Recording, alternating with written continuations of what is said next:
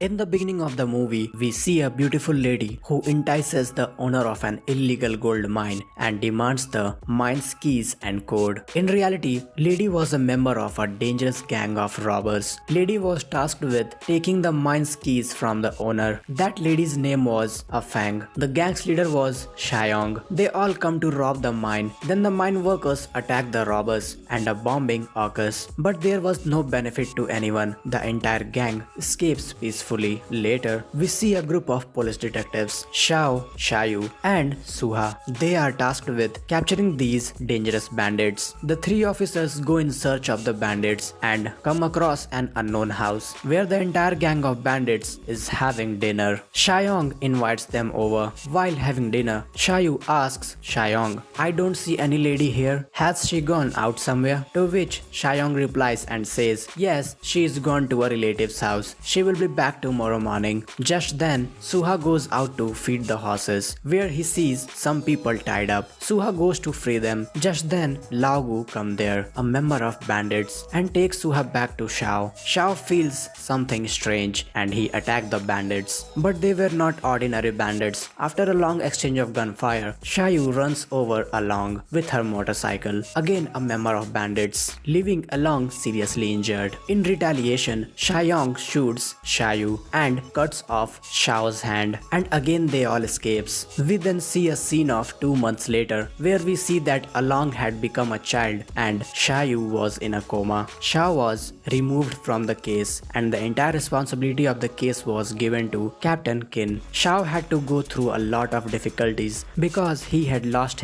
one of his hands. Xiao still refuses to give up, and through a lot of physical exercise and hard work, he strengthens himself. Meanwhile, Xiao is also slowly coming out of coma. While investigating, Xiao again reaches the hideout of the robbers, but they are not present there. Then we see the gang of robbers enters a church to commit another robbery, where a couple is getting married. The robbers steals all the valuables present there. Then Xiao reaches there and attacks on Lao Gu and asks the bandits to surrender. Xiao was quite clever. Xiao points the gun at the couple present there and tells Xiao to leave Lao Gu. Xiao steps back. Then we see the police have arrived outside the church and the entire gang is surrounded from all sides. Then we see everyone starts running out of the church and everyone was wearing thief masks. All these bandits also run away in chaos, but Lao Gu is caught and blows himself with a bomb. After Lao Gu's death, Fang was quite scared and now all she wanted to do was meet her son. The entire gang decides to go underground in Mongolia. Meanwhile,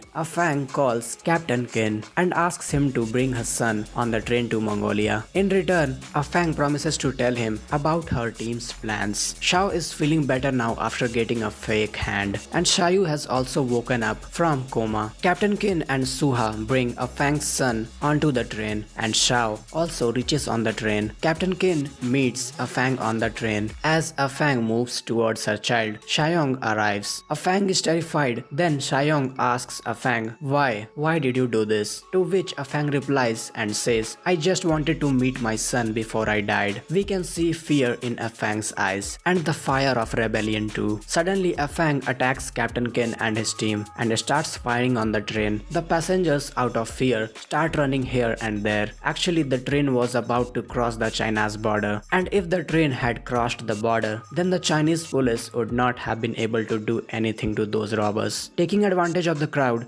Fang escapes with her son. Just then we see that the local gang starts firing in the other compartment of the train. Then Xiao and his friend attack those robbers, in which Xiao gets injured again. But this was just the beginning. Xiao was not going to give up so easily. Xiao gets up and starts fighting those local robbers one by one. This fight becomes one versus all, and Xiao defeats everyone. Just then, Xiao faces Along, whose mind was like that of a child, but he remembered his old fighting skills well. Finally, Along is also killed because of a lady civilian he likes. In return, Xiao hits harder to Xiao, but at the end, Xiao's courage, hard work, and training becomes his beneficial asset, and Xiao defeats Xiao and knocks him unconscious. The train is stopped before crossing the Chinese border. Xiao, the dangerous bandit whom Xiao had worked so hard to catch, is now in the police custody, and finally the case is solved. Xiao's head officer gives Xiao to two options. Either you leave all this and live your life or join the bureau team again. Then we see Xiao chooses bureau again and the story ends here.